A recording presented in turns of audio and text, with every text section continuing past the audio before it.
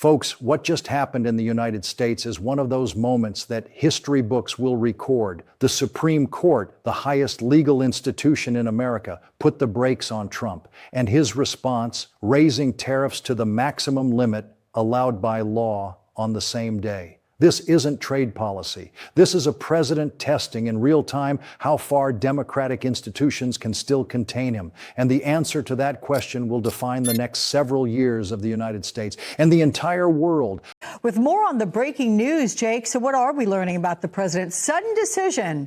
I mean, this came down less than an hour and a half ago to raise the global tariffs to 15%.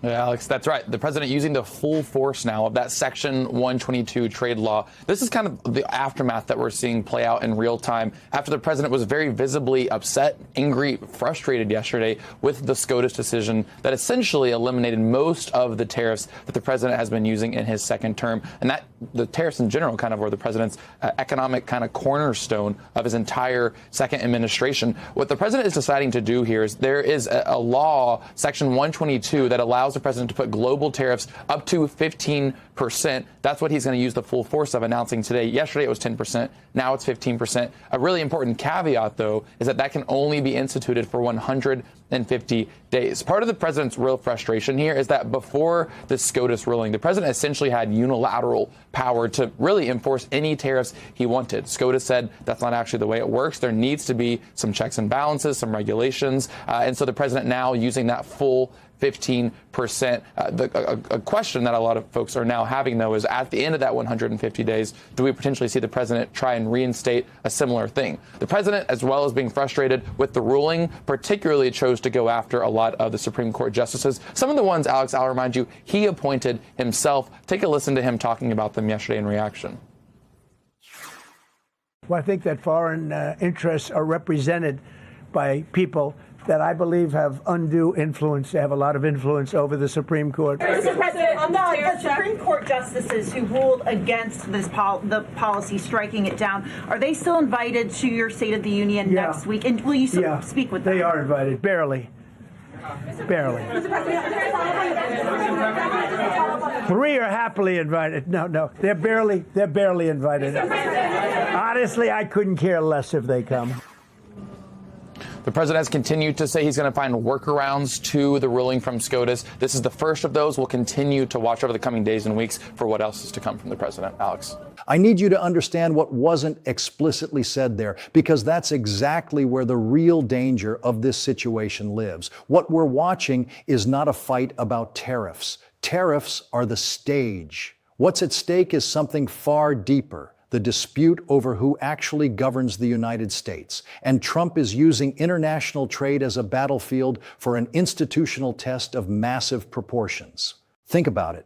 Section 122 has existed for decades. It's an emergency tool designed for temporary trade crises with a 150-day limit precisely to prevent a president from using it as permanent policy. Trump didn't invent this law, but he was the first president to use it not as an emergency measure, but as a response to a judicial defeat. That completely changes the nature of the act. He's not reacting to an economic crisis. He's reacting to a court that said no.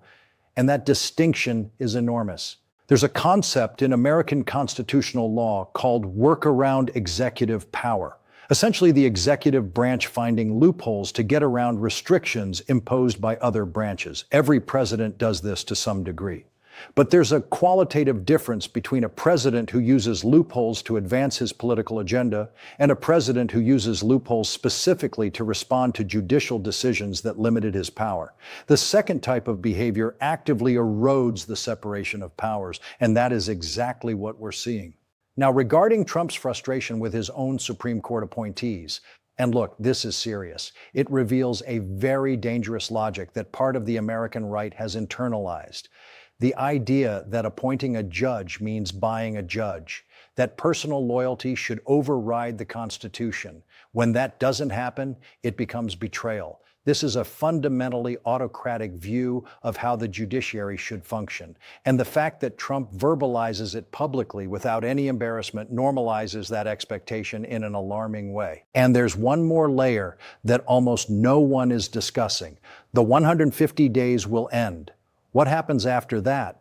Trump has already signaled he'll seek legal alternatives. Translation, he's already preparing his next move. It could be a national economic emergency declaration. It could be an attempt to reinterpret other trade laws. It could be pressure on Congress to expand executive powers over trade. The game hasn't stopped. It just entered a new phase. What the Supreme Court did was important. Yes, but a judicial ruling doesn't change the mindset of whoever holds power. It creates an obstacle. And obstacles for this type of leadership profile function as fuel. The question that remains isn't, will Trump stop? The question is, can the institutions move fast enough to keep up with each new move?